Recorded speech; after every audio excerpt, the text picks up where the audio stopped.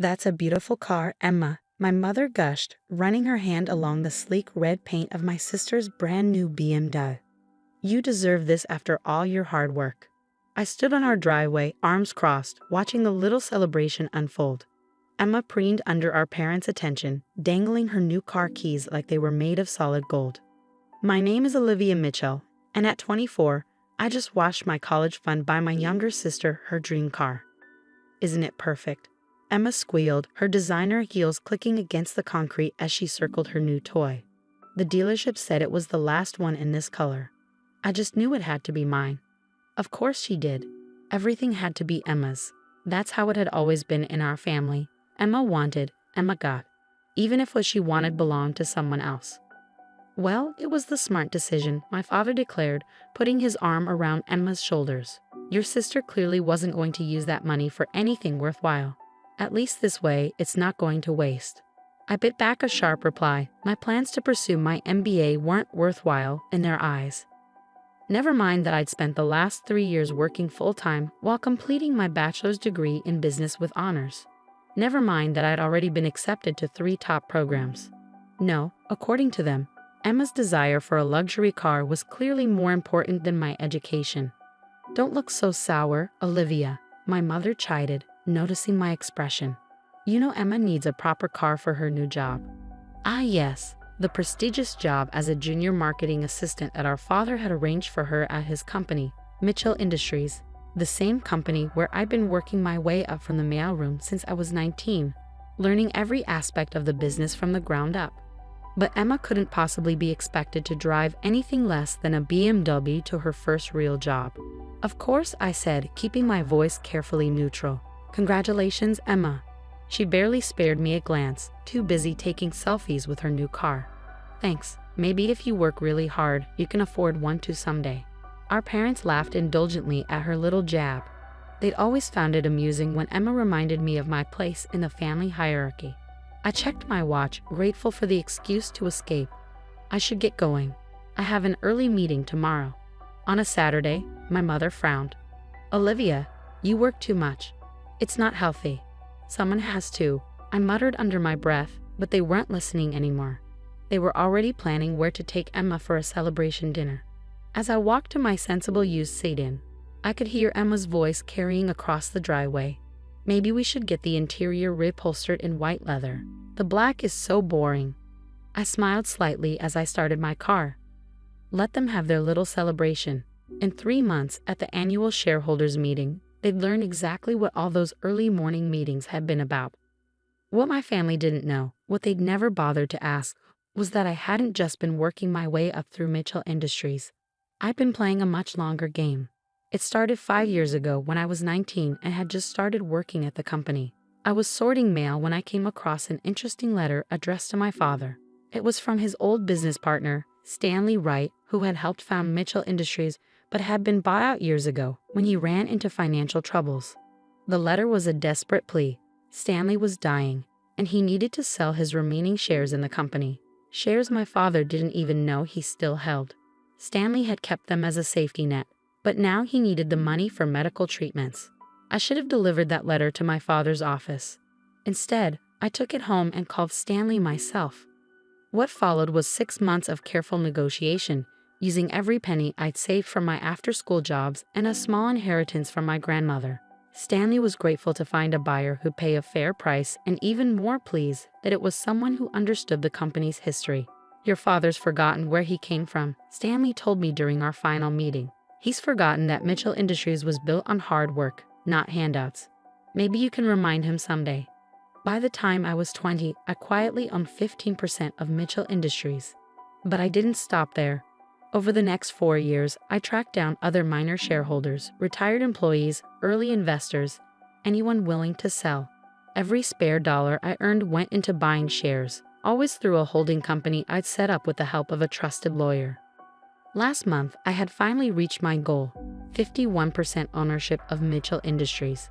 The paperwork was filed, the transfers complete, and in 3 months at the annual shareholders meeting, everything would become public. My phone buzzed as I drove home, a text from Emma. Don't be jealous. Maybe if you hadn't wasted so much time in the mailroom, You'd have something to show for yourself too. I didn't bother responding. Let her enjoy her BMW. I had bigger things to worry about. The next morning, I arrived at the office before dawn, just like I did every Saturday. The security guard, Joe, gave me his usual friendly nod. "Early as always, Miss Mitchell," he said, buzzing me in. "Your father know you're here." I smiled. "My father doesn't know a lot of things, Joe." I made my way to my small office, not the corner office I deserved given my actual ownership stake, but the modest space befitting someone who'd wasted time in the mailroom. The walls were covered in organizational charts, workflow diagrams, and detailed notes about every aspect of Mitchell Industries operations. While Emma had been partying through college and my parents had been indulging her every whim, I had been learning, watching, planning. I knew every strength and weakness of the company my grandfather had built and my father had nearly run into the ground with his poor decisions and nepotistic management style. My laptop pinged with an email from my lawyer, confirming that everything was in place for the shareholders' meeting. I'd already arranged for several key board members to be there, ones who'd been increasingly concerned about my father's leadership, but hadn't known there was an alternative. A knock at my door interrupted my thoughts. It was Sarah from accounting, one of the few people who had noticed my potential early on and had become a mentor of sorts. "I saw Emma's new car on Instagram," she said, closing the door behind her. "Your college fund?" I nodded. Sarah was one of the only people who knew the full truth about my situation. "Your father's going to regret that decision," she said, sitting down across from me. "Have you told them anything?" "Not a word," I replied, turning my laptop to show her the latest company financials. "Look at this. Third quarter profits are down 15% because Dad insisted on giving Emma's boyfriend's startup an exclusive contract. The board's getting restless." Sarah studied the numbers, shaking her head. "It's worse than I thought. You're sure you're ready for this?" I gestured to the walls covered in my research and planning. "I've been ready for years. The question is, are they ready for me?" "They're not," Sarah said with a small smile. "That's what makes this so interesting." The next few hours were spent reviewing reports and finalizing strategies. Around noon, my phone buzzed again. Another text from Emma. "Dad's taking me shopping for office furniture. He says I need something suitable for my new promotion." I raised an eyebrow at Sarah. "Did you hear about this promotion?" She rolled her eyes. "Your father announced it yesterday. Emma's going to be heading up the new marketing division. No experience required, apparently." "Of course," I said, turning back to my work. Heaven forbid she actually earned something. The rest of the day passed quickly, and by the time I left the office, I had everything in place for the next phase of my plan. As I walked to my car, I noticed Emma's new BMW parked in the executive spot my father had undoubtedly already assigned to her. 3 months, I thought to myself. In 3 months, everything would change. That evening, I received an invitation to a family dinner, a celebration of Emma's promotion, no doubt. I considered declining, but there was no reason to make them suspicious now. Besides, I'd spent years sitting through their subtle jabs and not-so-subtle favoritism. What was one more dinner? I arrived at my parents' house exactly on time, walking into a scene that could have been plucked from any of our family gatherings over the past 2 decades. Emma was holding court in the living room, regaling our parents with stories about her first week at work. And then I told Jennifer, that dowdy woman from HR, that her presentation needed more pizzazz. She seemed upset, but Daddy agreed with me, "Didn't you, Daddy?" My father beamed at her. "Of course, Princess, you have natural leadership instincts." I took a seat quietly, wondering if anyone else noticed the irony of praising leadership instincts in someone who'd never led anything in her life. "Oh, Olivia," my mother said, finally noticing me. "You're here. We were just discussing Emma's wonderful ideas for restructuring the marketing department." "Fascinating," I murmured, accepting the glass of wine she handed me. "And what experience are you drawing from for these restructuring plans, Emma?" My sister's perfect smile faltered slightly. "Well, I took a marketing class last semester, and Daddy says sometimes fresh eyes are more valuable than experience." "How convenient," I said, taking a sip of wine. "Now, Olivia," my father warned, his tone carrying that familiar note of disappointment, "don't be bitter just because your sister has vision. We can't all be natural leaders." I thought about the documents in my briefcase, the shares I quietly accumulated, the changes I was about to bring to Mitchell Industries. "No," I agreed softly. We can't all be natural leaders. Some of us have to earn it. The next 2 weeks passed in a blur of preparation and careful observation. I watched from my modest office as Emma settled into her new role as marketing director, primarily by ordering expensive furniture and making longtime employees miserable. She made Jessica cry again, Sarah reported one morning, closing my office door with more force than necessary. 20 years of marketing experience, and your sister told her she doesn't understand modern consumers because she suggested our new campaign was over budget. I glanced up from the quarterly reports I was reviewing. Let me guess, Dad sided with Emma? Naturally, he said Jessica needs to be more open to fresh perspectives.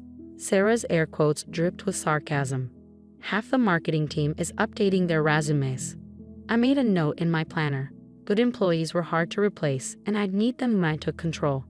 Tell Jessica to hold off on any decisions until after the shareholders' meeting. Things will be different then. Sarah gave me a knowing look. Speaking of which, your father's been asking questions about the proxy votes coming in. He seems nervous. He should be, I said, turning my laptop to show her the latest numbers. The board isn't happy about last quarter's performance. Add in Emma's promotion and the exodus of experienced employees. Perfect storm. Sarah finished, studying the screen. You know they're going to fight back when they realize what's happening. I thought about my college fund, now sitting in my sister's driveway in the form of a red BMW. Let them try. That evening, I was working late as usual when I heard voices from my father's office. The door was slightly ajar, and I couldn't help overhearing the conversation. The board is getting restless, Richard, a male voice said, probably James Henderson, one of the senior board members.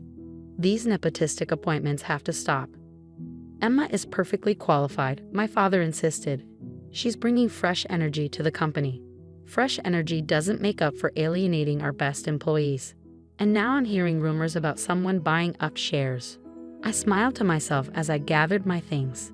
The pieces were falling into place. The next morning, I arrived to find Emma in my office, perched on my desk like she owned it. There you are, I need your help with something. I set my briefcase down carefully. What can I do for you, Emma? Daddy says you know all the boring operational stuff, she said, examining her manicure. I need you to redo these budget reports. They make my department look bad. I accepted the folder she thrust at me, opening it to find the marketing department's latest financial statements. The numbers were worse than I'd expected. I can't change financial reports, Emma. That would be fraud. She rolled her eyes. Don't be so dramatic. Just move some numbers around. No one actually reads these things anyway. The board does, I said quietly. And so do I. Whatever, she huffed, sliding off my desk. Just fix it. Oh, and I'm taking your parking spot. Mine's too far from the entrance, and these heels are Louboutins. After she left, I carefully documented our conversation and added it to my growing file. 2 more months until the shareholders' meeting. The weeks that followed brought more of the same. Emma's inexperience and entitlement were creating ripples throughout the company. Longtime clients were getting frustrated, employees were leaving, and the board was growing increasingly concerned. My father remained oblivious, convinced that any criticism of Emma was just jealousy or resistance to change. He even called a company-wide meeting to announce another expansion of her responsibilities. I sat in the back of the conference room, watching as he proudly introduced Emma's innovative new initiatives. My sister stood beside him, basking in the attention, while confused and angry employees exchanged glances. Furthermore, my father announced, Emma will be representing Mitchell Industries at next month's industry conference in New York.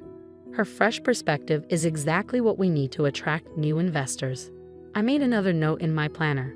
The conference was just a week before the shareholders' meeting. Perfect timing. The day of Emma's presentation arrived. I watched the live stream from my office as she confidently took the stage, wearing an outfit that cost more than most employees' monthly salaries. Mitchell Industries is entering a new era, she declared, clicking through slides that made financial analysts in the audience exchange alarmed looks. Under my leadership, we're going to revolutionize everything. I closed my laptop, unable to watch anymore. In 1 hour, she had managed to tank our stock price and violate several SEC regulations. The shareholders' meeting couldn't come soon enough. That evening, my father called an emergency family meeting. Emma had returned from New York early, her presentation having been cut short when several major investors walked out.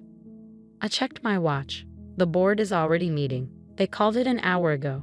My father's face paled. What? Why wasn't I informed? Because, Dad, I said, standing up. I own 51% of Mitchell Industries, and the board just voted unanimously to support my appointment as CEO. The silence that followed was deafening. That's impossible, my father finally whispered. Is it? I asked. Did you ever wonder why Stanley Wright's shares never showed up in your reports? Or why so many small shareholders have been selling over the past few years? Did you even notice? You, Emma pointed a shaking finger at me. You planned this. For 5 years, I confirmed. Ever since you started talking about how you were going to revolutionize the company he knew nothing about. Ever since Dad made it clear that merit meant nothing compared to being his favorite. We gave you everything, my mother protested. No, I corrected her. You gave Emma everything, including my college fund. I built this myself, one share at a time, while you were all too busy celebrating her mediocrity to notice. My father stood up, his face red with anger. I won't allow this. You don't have a choice, I said, heading for the door. The shareholders' meeting is tomorrow at 9. I suggest you all be there. Professional dress code, Emma. No Louboutins. As I walked to my car, I could hear Emma's wails and my father's angry shouts. 5 years of careful planning, of swallowing their insults and biding my time, had led to this moment. Tomorrow, everything would change. The morning of the shareholders' meeting dawned bright and clear. I arrived at the office 2 hours early, taking a moment to appreciate the calm before the storm. The conference room was prepared, each place setting marked with detailed financial reports that told the story of Mitchell Industries' decline under my father's leadership. Sarah met me at the door, coffee in hand. They're already here, your family. Your father's been trying to access the main conference room for the past hour. I smiled, accepting the coffee. Good thing we changed the security codes last week. Are the board members ready? All confirmed their attendance, and the press is gathering in the lobby. I hadn't invited the media, but news of Emma's disastrous conference presentation had leaked, along with rumors of a major leadership change. Mitchell Industries was one of the largest employers in the region. What happened here today would make headlines. Miss Mitchell, it was Joe, the security guard. Your father's demanding entrance to your office. Says he needs to speak with you before the meeting. I checked my watch. Let him in. My father burst through the door moments later, his face flushed with anger. This ends now, Olivia. I don't know what game you're playing, but I'm still CEO of this company. Actually, I said, sliding a document across my desk, you're not. The board voted yesterday, but you'd know that if he bothered to check your emails instead of focusing on damage control for Emma's presentation. He snatched up the paper, his hands shaking. This is ridiculous. I built this company. Grandfather built this company. I corrected him. You inherited it. And then you nearly destroyed it with poor management and nepotism. The shareholders have had enough. Shareholders? He scoffed. What shareholders? I controlled the majority of shares. Not anymore. I pulled up the ownership records on my laptop. Would you like to see exactly how many shares you've lost over the years? How many people sold because they lost faith in your leadership? His face paled as he studied the screen. Stanley's shares. But he promised. He promised they'd stay in trusted hands, I said quietly, and they have. I've spent the last 5 years learning every aspect of this business from the ground up, which is more than you can say for your chosen successor. Emma has potential. Emma has entitlement, I countered, and she proved that to the entire industry at the conference. Our stock dropped 15% in 1 hour, Dad. 15% because your precious princess couldn't be bothered to learn basic securities law before sharing confidential projections. He slumped into a chair, suddenly looking old. Why didn't you tell me? If you were buying shares, building your position, why the secrecy? Would you have listened? When have you ever listened to me about anything? Before he could respond, my office door burst open again. Emma stormed in, followed by our mother. Fix this, Emma demanded. I've already announced my plans for the company. I have a vision. Your vision tanked our stock price and violated SEC regulations, I said calmly. The only reason we're not facing an investigation is because I spent all night doing damage control with our legal team. That's not fair. Daddy, tell her it's not fair. Our father just sat there, still staring at the ownership records on my laptop. The shareholders meeting starts in 30 minutes, I said, standing up. You can either attend professionally and maintain some dignity, or you can make a scene and be escorted out. Your choice. Emma turned to our mother, who had been unusually quiet. Mom, say something.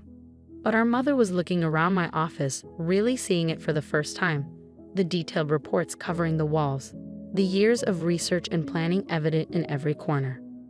All those early mornings, she said softly. All those late nights. We thought you were just. We didn't. Didn't what, Mom? Didn't think I could build something on my own. Didn't believe I had ambition beyond being Emma's backup. I always knew you were smart, she defended weakly. But business leadership, it's not really suitable for women? I finished. Funny, that only seemed to apply to me. Emma's gender wasn't an issue when you were celebrating her unearned promotion. The intercom buzzed. Sarah's voice cut through the tension. The shareholders are arriving, Miss Mitchell. I gathered my files. It's time. Are you coming?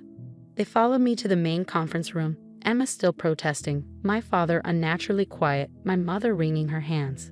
The halls were lined with employees, watching curiously as we passed.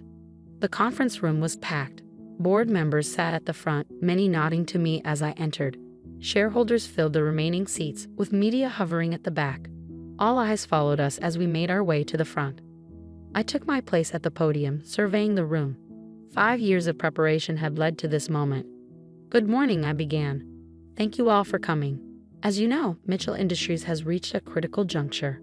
For the next hour, I laid out the company's situation with brutal clarity, the declining profits, the exodus of talented employees, the damage to our reputation. I supported each point with detailed documentation, watching as shareholders nodded in growing understanding. When I reached Emma's conference presentation, she tried to interrupt, but a sharp look from a board member silenced her. Yesterday, the board voted unanimously for new leadership, I concluded. As majority shareholder and newly appointed CEO, I am implementing immediate changes to restore Mitchell Industries to its former excellence. The room erupted in questions. I answered each one thoroughly, demonstrating a knowledge of the company that made my father sink lower in his seat. Finally, one elderly shareholder stood up. Miss Mitchell, what role will your father and sister play in the restructured company? I met my father's eyes. They will be offered positions commensurate with their experience and qualifications, just like every other employee. Emma jumped up. This is ridiculous. I am the face of Mitchell Industries. I have plans. Your plans cost us millions in market value, I replied calmly. Please sit down or security will escort you out. She looked around for support, finding none. Even our mother was staring at the table, avoiding eye contact. By the time I opened the floor for the final vote on my appointment as CEO, the outcome was clear. The motion passed overwhelmingly, with only my father and sister's minimal remaining shares dissenting. As the room cleared, my father approached the podium. Olivia? Yes. He seemed to deflate. I underestimated you. All these years. Yes, I said simply. You did. As I sat down at what had been my father's desk, now mine, I looked out at the city, full of possibility. Time to get to work. The first month as CEO passed in a whirlwind of activity. The media attention was intense. Daughter's secret takeover saves family empire made headlines across business journals. I gave exactly one interview, focusing solely on my plans for Mitchell Industries' future.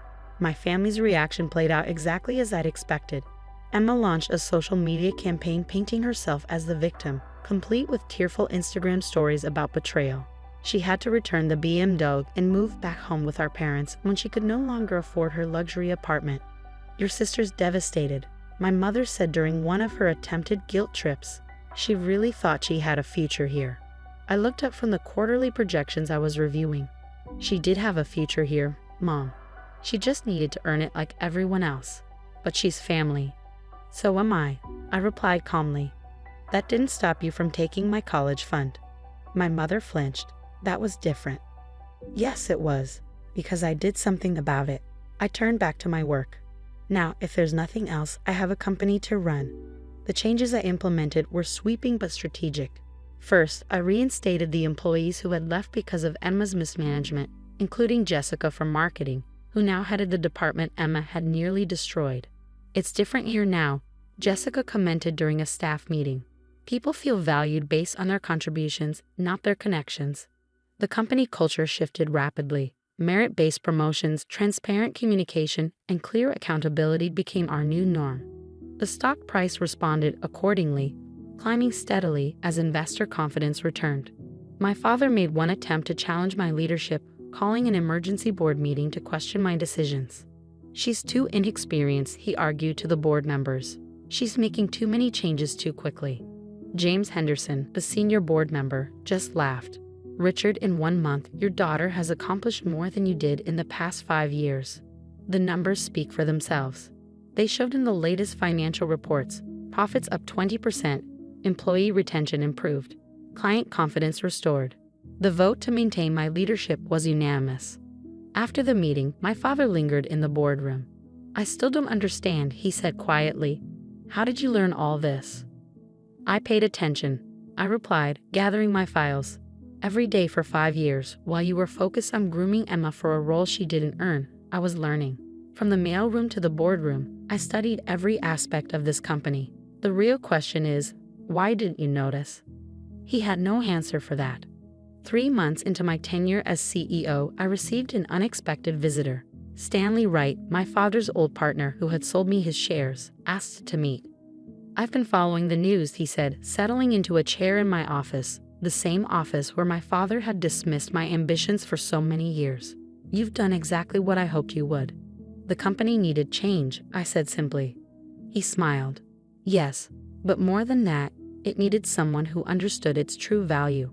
Your grandfather built this company on principles: hard work, merit, integrity. Your father forgot those principles, but you embodied them." I thought about the long years of careful planning, of silent work and patient preparation. I had good teachers. Speaking of teachers, Stanley leaned forward. "I hear you're starting a scholarship program." I nodded. "The Mitchell Industries Future Leaders Scholarship. Full college funding for employees' children who demonstrate academic excellence and work ethic. We've already selected our first 10 recipients." "Your mother must love that," he said with a knowing look. I allowed myself a small smile. She called it wasteful, said I should be focusing on family first. "And what did you tell her?" "That I am focusing on family, the Mitchell Industries family. Every employee here is part of building our future." After Stanley left, I walked through the office floors, observing the changes 6 months had brought. The atmosphere was energetic yet focused, with teams collaborating effectively and projects moving forward smoothly. Sarah fell into step beside me. "You'll never guess who applied for an entry-level position in accounting." "Who?" "Emma." I stopped walking. "Really?" Sarah nodded. "Used your father's name as a reference. Want to see her application?" In my office, I reviewed Emma's resume. It was sparse. No real experience, no relevant skills, just her incomplete marketing degree and her brief, disastrous stint as our marketing director. "She followed the proper application process?" I asked. Surprisingly, yes, though she did try to skip the skills assessment, claiming it was beneath her station. I thought for a moment. Process her application like any other candidate. If she meets the basic qualifications, she can interview like everyone else. And if she doesn't, then she'll receive the same rejection letter we send all unqualified applicants. That evening, I worked late as usual, reviewing plans for our upcoming expansion. A knock at my door revealed my mother. "You look tired," she said, hovering in the doorway. "You work too hard." "Someone has to," I replied, not looking up from my documents. "Emma's application. She really needs this job, Olivia. Her savings are running out, and your father, well, his consulting business isn't doing well." I finally met her eyes. "Then she should make sure her application demonstrates she's qualified for the position." "She's your sister." "Yes," I agreed. "And for years, that was enough for this company. Not anymore." My mother sank into a chair. "I don't understand you anymore. Where is this coldness coming from?" "It's not coldness, Mom. It's professionalism. Emma can earn her place here, just like everyone else. Just like I did." 2 days later, Emma's application was processed. She failed to meet 3 of the 5 basic qualifications for the position. Standard rejection letter? Sarah asked. I nodded. With information about our internship program and suggested courses at the local community college, like we send all underqualified applicants. The letter went out that afternoon. Emma's response was predictable. Angry social media posts about sisterly betrayal and family loyalty. I didn't respond. Instead, I focused on our latest initiative, a partnership with local colleges to provide work-study opportunities for business students. Real experience earned through merit and hard work. 6 months turned into a year. Mitchell Industries flourished under its new leadership, expanding into new markets and building a reputation for excellence and innovation. My father's consulting business struggled and eventually folded. He swallowed his pride and approached me about a position. I have decades of experience, he said, sitting across from my desk. Yes, I agreed. But the company has changed. Are you willing to adapt? To report to managers who might be younger than you? To earn respect rather than demand it? He stared at me for a long moment. You really have built something remarkable here. That night, as I prepared to leave the office, I passed the wall of company photos in the lobby. My grandfather's portrait hung in the center, his expression serious but kind. Next to it now hung a new photo, me at the shareholders' meeting, taking my place as CEO. Sarah appeared beside me. Your grandfather would be proud. Of the company? I asked. Of you, she corrected, for restoring what he built. I touched my grandfather's portrait gently. Merit over privilege. Excellence over entitlement. That's what he believed in. And that's what you restored, Sarah said. Look at what it's built. I had saved a company, but more importantly, I had transformed it. Together, we looked out over the lobby, where employees were heading home after another productive day. They walked with purpose and pride, knowing their contributions were valued based on merit, not connections. This was my legacy, not just saving a company, but transforming it. Creating a place where everyone had the opportunity to earn their success, just as I had. My phone buzzed, an email from the scholarship committee. Next year's applications were coming in, each one representing someone ready to work for their dreams. Just like I had, all those years ago in the mailroom, preparing for the day I would earn my place at the top. The future was bright, built on merit, not manipulation. Built on earning, not entitlement. Built on justice, served not cold, but with unwavering principle.